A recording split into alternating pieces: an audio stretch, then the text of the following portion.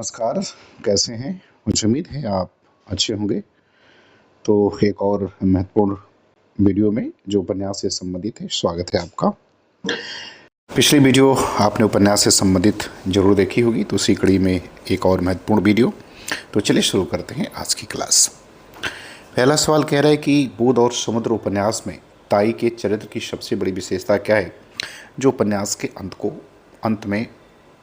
अंत में उभरती है। जादू टोना और अंधविश्वास में डूबे रहना, पति द्वारा परित्यक्ता होने का दुख, ममता की बसीभूत होकर दूसरे के बच्चों को अपनाना और सज्जन के प्रति गहरी नफरत। तो आपको बताना है कि इसका सही उत्तर जो है वो क्या होगा। तो इसका सही उत्तर जो है वो विकल्प आपका सी जो है वो हो जाएगा। ताई का चरित्र अत्यंत जटिल है, वह संकालू और चिड़चिड़ी है, लेकिन अंत में उसका मातृत्व जाग उठता है और वन कन्या के बच्चे को जन्म दिलाने में तत्परता दिखाती है, जिससे वह हिंदी उपन्यास जगत की एक अपूर्व सृष्टि जो है बन जाती है। दूसरी प्रश्न पर आते हैं। कह रहे कि भगवती चरण वर्मा के किस उपन्यास में पाप और पुण्य को केवल मनुष्य के दृष्टिकोण की विषमता कहा गया है। सामर्थ्य और सीमा, चित्रलेखा, पतन, आखिरी दाव। तो उत्तर बताना है इसका सही उत्तर क्या होगा। तो इसका सही उत्तर चित्रलेखा हो जाएगा। बी विकल्प जो है वो सही होगा। इसमें वर्मा जी का दर्शन है, संसार में पाप कुछ भी नहीं है, वह केवल मनुष्य के दृष्टिकोण की विषमता का दूसरा नाम है, मनुष्य परिस्थितियों का दास है।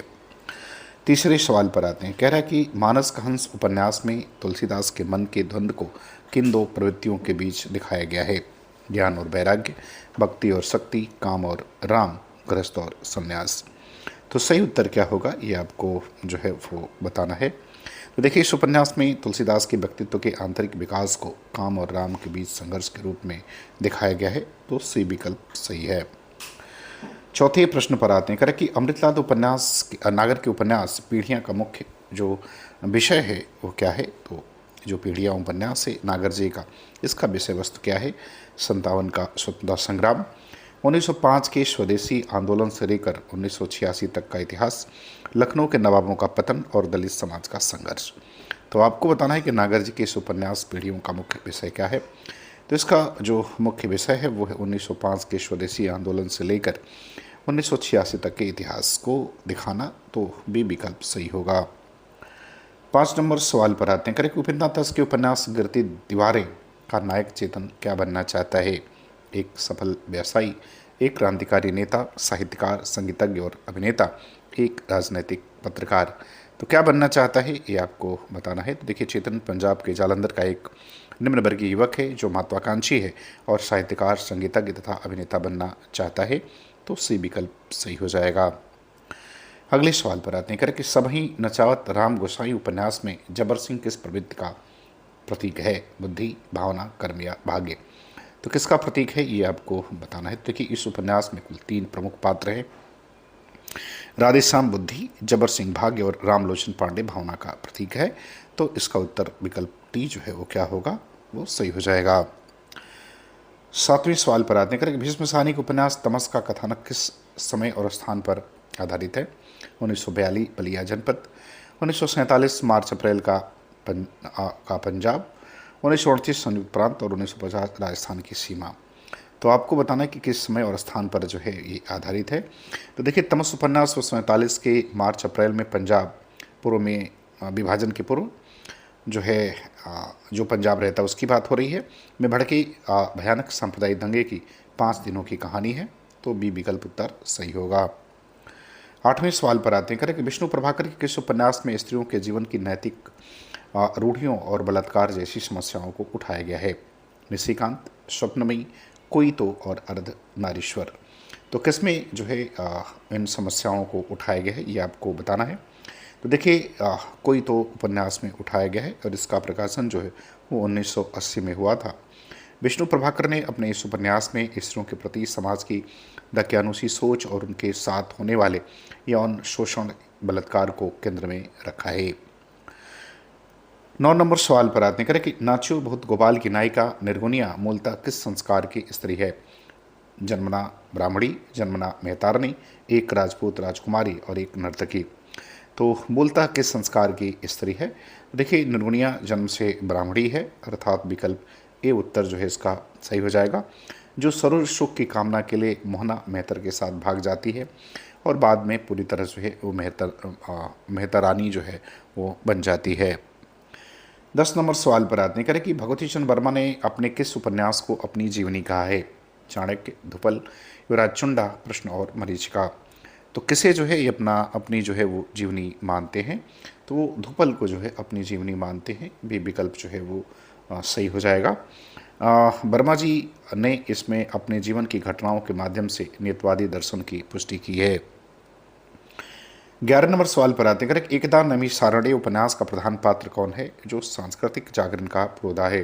भार्गव, सोमाहुति, आचार्य चाणक्य, रामजी बाबा और स्वामी गुरुभाई नारद। तो आपको बताना है कि इसका प्रधान पात्र कौन है जो संस्कृति जागरण का पुरोधा है। तो इसका सही उत्तर विकल्प ए हो जाएगा, भार्गव सोमाहुति जो है इसका जो है वो प्रमुख पात्र या आप मुख्य पात्र कह सकते हैं। इस विराट सांस्कृतिक जागरण के पुरोधा हैं जो गुप्त साम्राज्य के पतन के बाद देश को सांस्कृतिक एकता के सूत्र में बांधने का संकल्प लेते हैं। 12 नंबर सवाल पर आते हैं कि अमृतलाल नागर के उपन्यास खंजन नयन में सूरदास के मन के किन प्रवृत्तियों के बीच द्वंद्व दिखाया गया है? ज्ञान और अज्ञान, भक्ति और मुक्ति, काम और श्याम, राग और द्वेष। तो किसके बीच जो है वो द्वंद्व दिखाया गया है?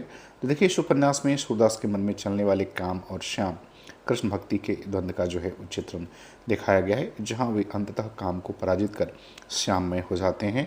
तो सी विकल्प जो है इसका क्या होगा, वो सही होगा। बात करते हैं सवाल नंबर 13 नंबर सवाल में कह रहा है ये सीटियों नहीं है, सितारों के खेल है ये ना, ये सितारों के खेल है, ये सीटियों नहीं। सितारों के खेल में अस्क जी ने किसके प्रति व्यंग किया है ये आपको बताना है।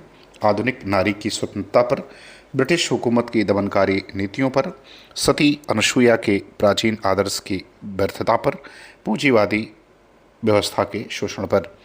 तो आपको बताना कि इसका सही उत्तर जो है वो 13 नंबर प्रश्न का क्या होगा। देखिए सितारों के खेल उपन्यास प्राचीन नारी आदर्शों विशेषकर सती अनसुईया के आदर्श की वर्तमान व्यवस्था में व्यर्थता सिद्ध करने के लिए लिखा गया था। तो विकल्प सी उत्तर जो है वो इसका सही हो जाएगा। सवाल नंबर 14 पर आते हैं। 14 नंबर सवाल में कह रहे हैं कि इन्हीं हथियारों से उपन्यास में अमरकांत ने किस प्रमुख ऐतिहासिक घटना को पृष्ठभूमि बनाया है? असहयोग आंदोलन, भारत छोड़ो आंदोलन, शौर्य अवज्ञा आंदोलन या देश का विभाजन। तो किसे जो है वो पृष्ठभूमि बनाया है? तो भारत छोड़ो आंदोलन को बनाया। बी विकल्प इसका सही हो जाएगा। इसके केंद्र में बलिया जनपद है। सवाल नंबर 15 पर आते हैं। 15 में कह रहा है कि भगवती चंद्र वर्मा का उपन्यास सामर्थ्य और सीमा किस दर्शन का संकेत देता है? ए मानवीय असहायता के नेतवादी दर्शन का, साम्यवादी विचारधारा का, अस्तित्ववादी दर्शन का या गांधीवादी अहिंसा का। तो किस दर्शन का संकेत देता है? तो ये मानवीय असहाय और नेतवादी दर्शन का संकेत देता है। ए विकल्प सही होगा। सवाल नंबर 16 पर आते हैं। कर नागर जी के किस उपन्यास में लखनऊ के भीषण बाढ़ का सजीव चित्रण किया गया है?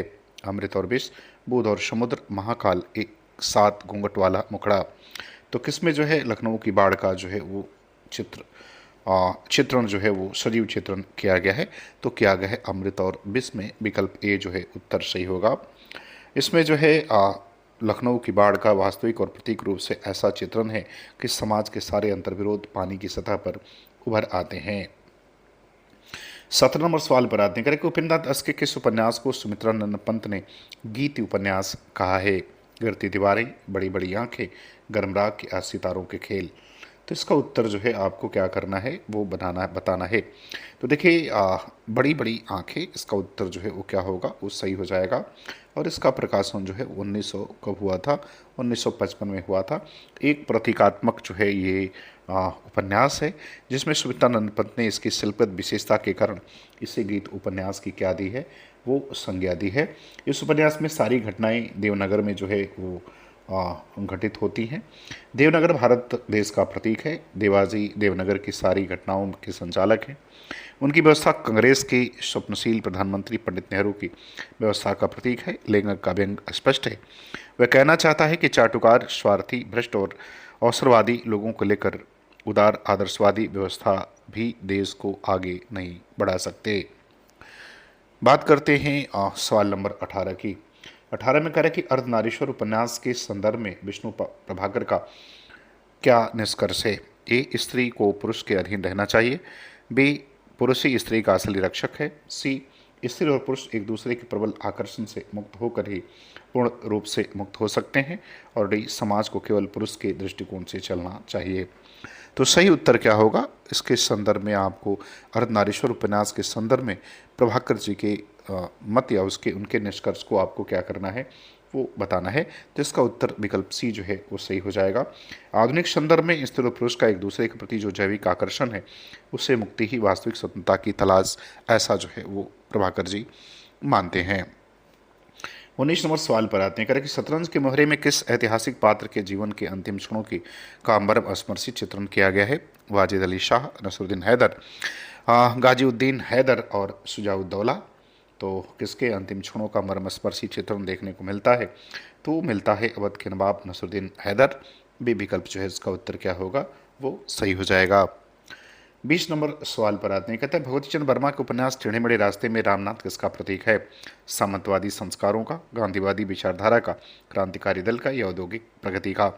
तो किसका जो है प्रतीक है ये आपको बताना है। तो सामंतवादी संस्कारों का प्रतीक है, ये विकल्प उसका सही है। बात करते हैं सवाल नंबर 21 की। सवाल नंबर 21 में कह रहे हैं कि अस्क जी के किस उपन्यास में हसनैन कश्मीरी घोड़े वाले की कहानी है। गर्मराग, पत्थर अलपत्थर, निमिषा और सितारों के खेल। तो सही उत्तर क्या होगा ये आपको बताना है। तो इसका सही उत्तर पत्थर अलपत्थर हो जाएगा। विकल्प बी जो है वो सही होगा। ये 1957 में जो है वो प्रकाशित हुआ था और एक लघु उपन्यास है। इस उपन्यास में हसनैन कश्मीरी घोड़े वाले की कहानी कही गई है जो परम आस्तिक है। करते हैं सवाल नंबर 22 की। कह रहे उदय शंकर भट्ट के किस उपन्यास में साधु सन्यासियों के पाखंडपूर्ण चरित्र का चित्रण है। नए मोड़, सागर लहरी मनुष्य, लोक परलोक और शेष अशेष। तो आपको बताना कि इसका सही उत्तर जो है वो 22 नंबर प्रश्न का क्या हो जाएगा। तो इसका सही उत्तर जो है आपका शेष और अशेष हो जाएगा। ये जो इनका उपन्यास है 1960 में जो है वो प्रकाशित हुआ था। इस उपन्यास में भट्ट जी ने साधु सन्यासियों के पाखंड और उनके जीवन के यथार्थ को उकेरा है। सवाल नंबर 23 पर आते हैं। 23 नंबर सवाल में करें कि तमस उपन्यास में किन शक्तियों को दंगे भड़काने की योजना का सूत्रधार दिखाया गया है। आम जनता को, धार्मिक गुरुओं को, ब्रिटिश शासन और उनके करिंदों को और कम्युनिस्ट पार्टी को।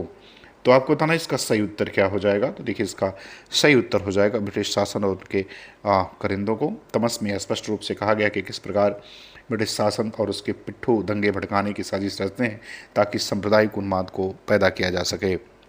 सवाल नंबर 24 पर आते हैं। करें सुहाग के नूपुर में माधवी क्या प्राप्त करना चाहती है।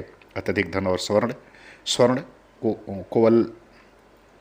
कोवलन का प्रेम और कुलवधू की सामाजिक मर्यादा, नृत्य की विश्व स्तरीय ख्याति या कोलवन का विनाश। तो आपको बताना है कि सुहाग के नूपुर में माधवी जो है किरात प्राप्त करना चाहती है। तो देखिए वो चाहती है कि कोलवन को अपने जाल में फंसाती तो है ही, लेकिन वह अंततः कुलवधू की मर्यादा प्राप्त करना चाहती है जिसे समाज स्वीकार नहीं करता। तो विकल्प बी जो है इसका उत्तर क्या हो जाएगा सही हो जाएगा।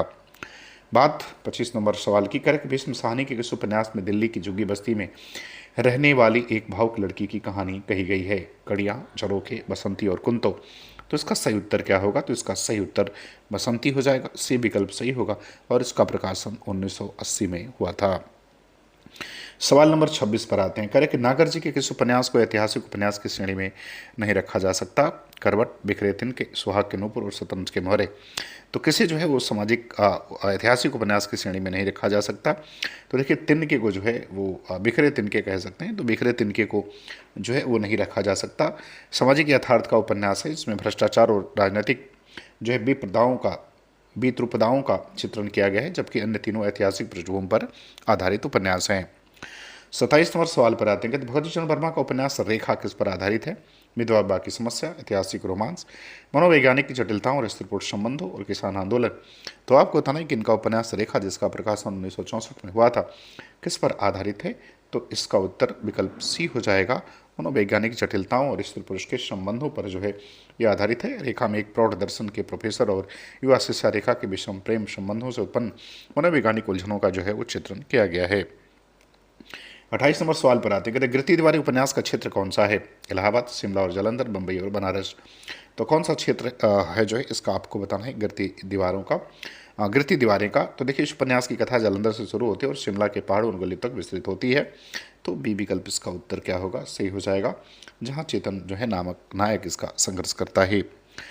29 नंबर सवाल पर आते हैं, करें कि मानस का हंस में कौन सी 3 स्त्रियां तुलसीदास के प्रति प्रणय भाव रखती हैं?